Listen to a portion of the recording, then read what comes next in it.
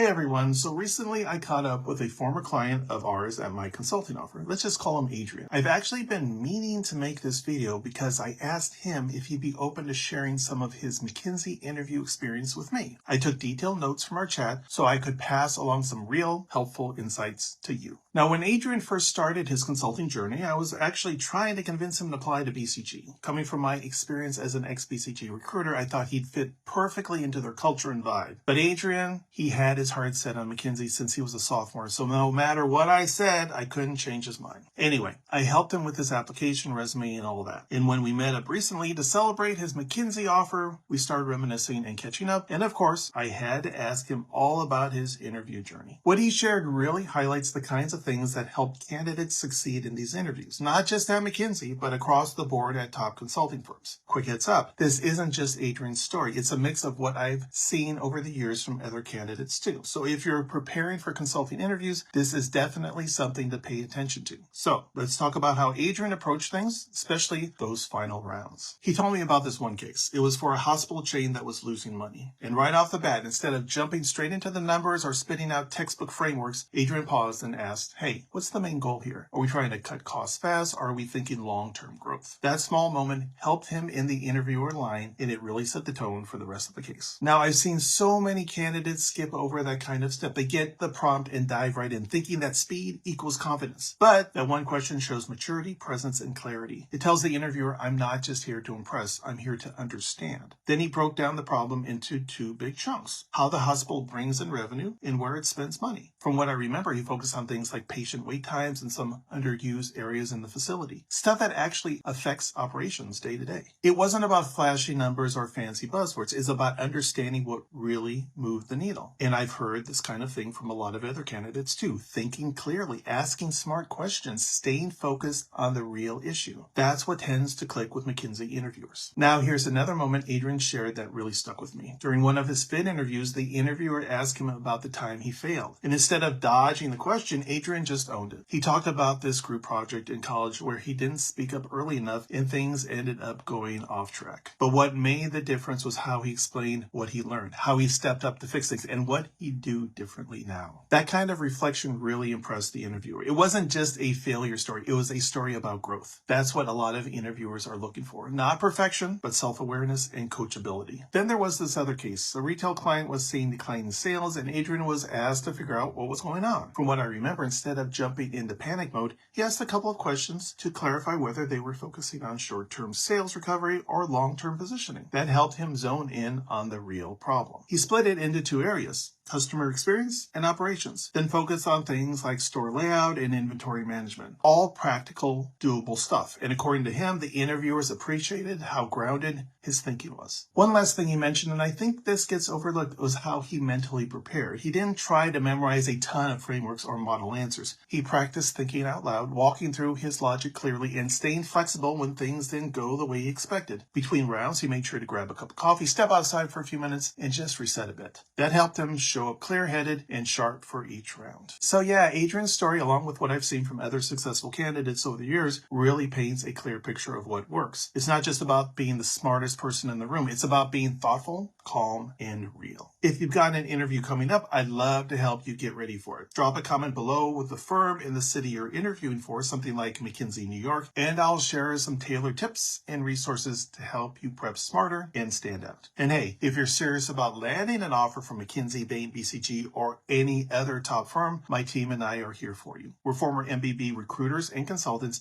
and we've helped over 800 candidates land their consulting jobs. Actually, 9 out of 10 people who work with us get at least one offer. But if you want to see how we can help you, just click on the link below to book a free strategy call with my team. That call could be a game changer that gets you one step closer to your dream consulting job. And if you want to hear how this worked for someone else, check out Town's story. She landed her dream offer at McKinsey with 0 case experience before we started. I'll link to her videos somewhere beside me. Okay, that's it for now. I'll see you in the next video.